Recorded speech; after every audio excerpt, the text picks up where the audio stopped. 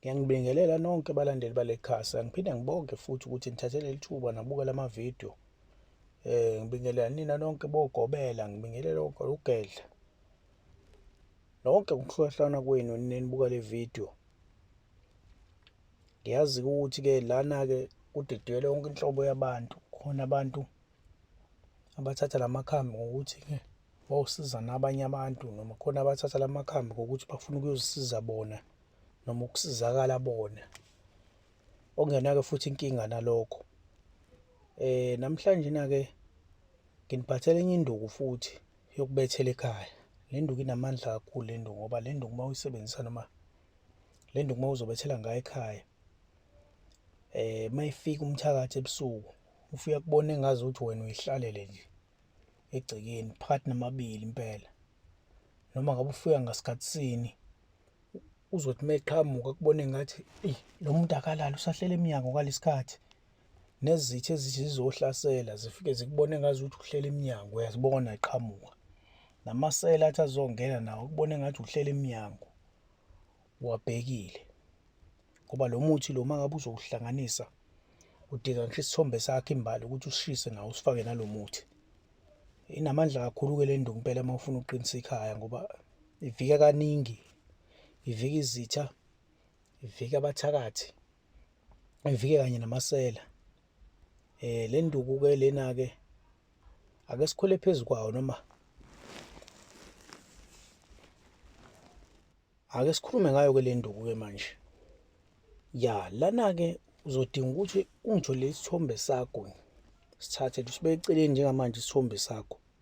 Ngidinga isithombe sakho, hhayi-ke angisho isithombe sakho-ke la ushuthe khona nomuntu wakho, noma la ushuthe khona nonkosikazi, noma la nibabili khona, cha. Ngifuna isithombe sakho ushuthe uwedwa. Uma ungenazo uhambe uyosenza isithombe sakho la ushuthe khona uwedwa, wena njengomnikazi wekhaya. Bese ungitholela-ke umuthi la bawubiza ukuthi umavumbuka. Bese ungitholela umuthi abawubiza ngokuthi uvuke emalibeni. Uhambe ungitholela umuthi obizwa ngokuthi umababaza. Bese uyongitholela umuthi obizwa ngokuthi umthunyelelwa. Ungitholele uvimba ukhalo. Ungitholele indablalivalo. Ungitholele umayisaka obomvu. Ungitholele umuthi esithi umphenduli. Ungitholele umaguqu. Ungitholele umuthi lo kuthiwa usimanaye, abanye bathi umanaye. Hamba uyongifunela manje isibhaha.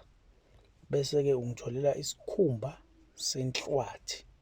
Bese ungitholela nesikhumba semamba emnyama. Ngifuna emnyama sisuce impela imamba. Isikhumba senhlwathi nesikhumba semamba emnyama. Bese ungitholela lo muthi esithiwa ubhubhubhu. Emva kwaloko ngifuna namafutha-ke manje enyengelezi.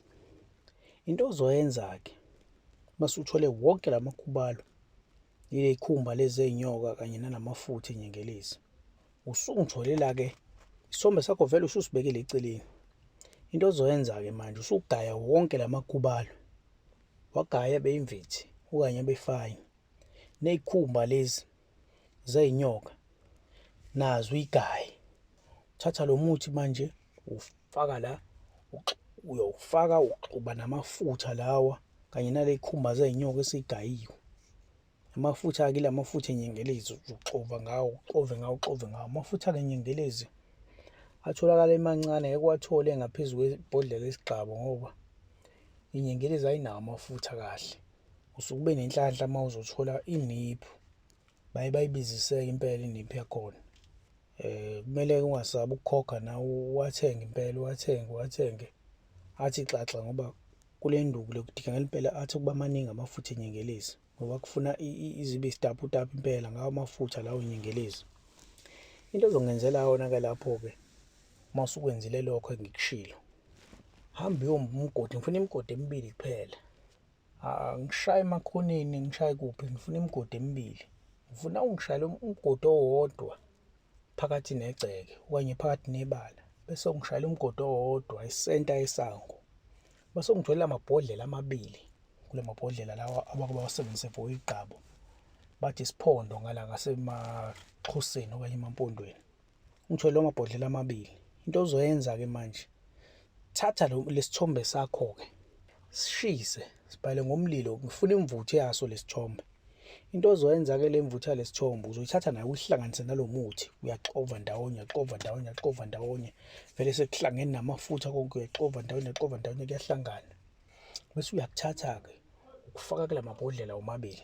Uma ukufaka kula mabhodlela omabili, angithi elinye ibhodlela uzolifaka esenta yesanga, elinye bese ulifaka esenta yegceke. Ufaka-ke lo muthi kula mabhodlela bese ufaka kulo mgodi. Mase ufake kulo mgodi, awukalivali njalo ibhodlela, usuyakhuluma ukuthi abangena la, umthakathi ongena la, umuntu oze kabi la ekhaya akangibone ngihleli la egcekeni emnyango. Uchaze ukuthi umthakathi, isela, abazokuhlasela izitha, abakubona uhleli la emnyango. Ingabi khona noyedwa ozophumelela ukungena la ngaphakathi. Bangibone engazi ukuthi ngikhona. Mawuqeda kanjalo ukukhuluma, usuyavala la mabhodlela, usuyavala, uvala leli uqala uyagqiba. Leli elisesenta yegceke uqala ngalo, uvale lona ugqibe. Phinde ukhulume futhi lapho, vala amasela, uvala izitha, ugqibe. Uhambe esangweni futhi nakhona ukhulume, uvala amasela, uvala izitha. Abakubona uhleli phansi ukhona la egcekeni uma bethi bayangena. Uvale futhi, uvale ibhodlela bese uyagqiba. Emva kwaloko bese uyabuya kubuyela endlini. Sowuqinisile lapho umuzi wakho ngokunamandla. Le nduku lena inamandla kakhulu. Mathiwa ngakithi nami ngipha yona le nduku le kwabanye engabanikeza yona noma esengibanikeze yona, impela bayakhala ukuthi hhayi iyabasebenzela, ngoba umuntu noma ngathiwa bukade unenkinga ukuthi usendaweni ukuthi nabantu abahlale bahambe bazonichelela emagcekeni enu ngemvumo yenu manithi nilele ebusuku.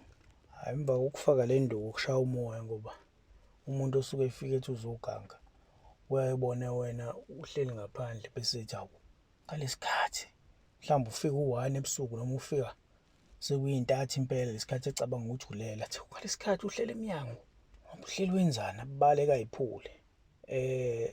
Ngiyabonga kakhulu nje ukuthi-ke nilokhu niwalandele njalo lamavidiyo, yaniphela imoya. Nanokuthi-ke nje bakhona abangifonelayo bandla bancoma kakhulu, babonga futhi ukuthi cha, muhle lo msebenzi engiwenzayo. Nokunye-ke ngithi akucacise-ke namhlanje ukuthi-ke lokho engizokusho kusa-disclaimer, bayabasho njalo abelungu, ukuthi-ke uma uthatha iy'nduku la kule channel uyihlanganisa, kusho ukuthi uyihlanganise uma unalo ulwazi, noma ngakuthiwa unalo ulwazi olungakanani-ke ukuthi mhlampe-ke uthwasile, kodwa-ke hlanganise unalo ulwazi. Ungagcini uthatha into engangeni emlomeni uyifake emlomeni bese uba nenkinga bese uthi le nto wayibona laphaya. Kusho into engingayishoko, ngoba mina ngeke ngikutshele ukuthi ufake umuthi emlomeni ongangeni emlomeni bese uthi wayithatha lapha kumina. Ingakho ngithi-ke amakhambi wathatha la wasebenzisa uma unalo ulwazi lokuthi amakhambi asetshenziswa kanjani. Siyathokoza, siyabonga kakhulu nje. uNkulunkulu aniphe konke okuhle, anandisele.